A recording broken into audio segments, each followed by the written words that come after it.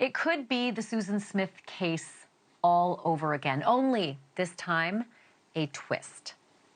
Police in the Dallas suburb of Carrollton, Texas, say a woman tried to drown herself and her 3 kids by driving her car into a pond with those kids inside.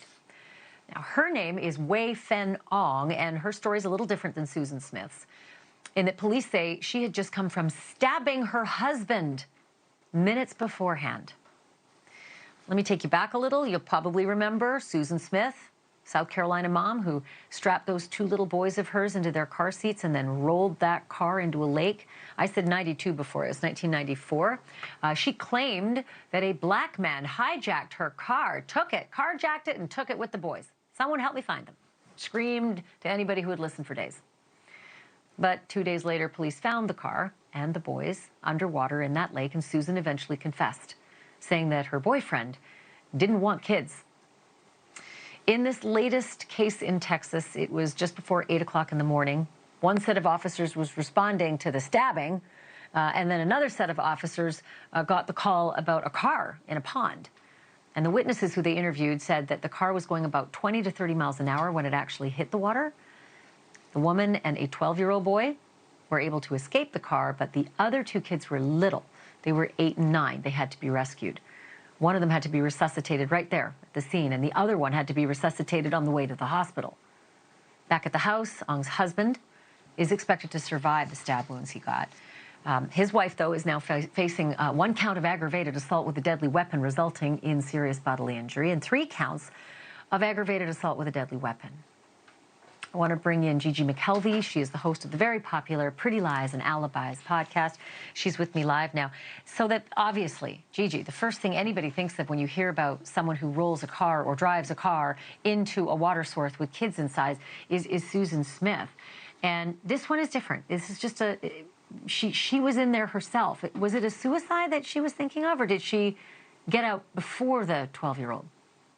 No, my understanding is they pulled her out of the car with the other kids. So, I mean, it looks like maybe she intended to take her own life as well as their kids. I mean, I don't understand why these people want to take their kids with them if they make that terrible decision in the first place. But, the good news is at least these children are alive. This could have been a very different outcome. Speaking of that, last night, one of the kids, I think, was still in critical condition in the hospital. Do you have an update on how all the kids are? I do, and it's a great update. All 3 of the kids have been released from the hospital. I mean, that's just a miracle in itself. And the emotional scars, however, they're very much old enough to remember what happened leading up to and while they were underwater. I'm sure these kids are traumatized and are going to need a lot of therapy, but thank goodness they are alive and well, and she did not succeed. Yeah, allegedly. I mean, she has a hell of a bond. You heard about the charges, but they are making sure that it's hard for her to get out. What did they put on her? She's got a $1.8 million bond, and good luck making that. But yeah, so, this really reminded me of a case in California, aside from Susan Smith. It was the Jennifer and Sarah Hart case, where the 2 of them drove 6 of their children who were adopted off of a cliff. Why is it that these moms that are doing this seem to choose bodies of water? That's something that I would love to find an answer to. It's got to be something psychological, but maybe it's just a little bit of a cleaner way of doing it. I hate to say that, but these cases where we have seen Susan Smith and with the Hart case, both of them chose to go into bodies of water, as did this woman with her 3 kids.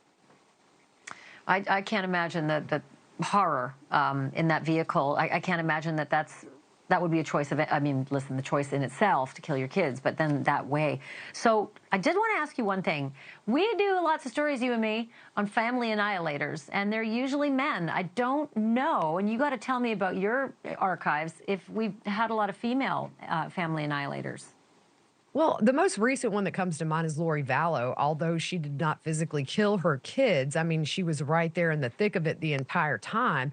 But it is more of a rare occurrence. Mothers by default are just nurturing and have that maternal bond, which I think men have their own bond with their kids. But it's just such an oddity to think for me as a mother that I would ever want to hurt my kids. But, it is one of those things that it's not something we see often, but when we do, man, they're whoppers. They're huge, horrible stories, and I'll never understand it. Thank you for watching. Go to newsnationnow.com to find News Nation on your television provider. And don't forget to click the red subscribe button below to get more of News Nation's fact-driven, unbiased coverage.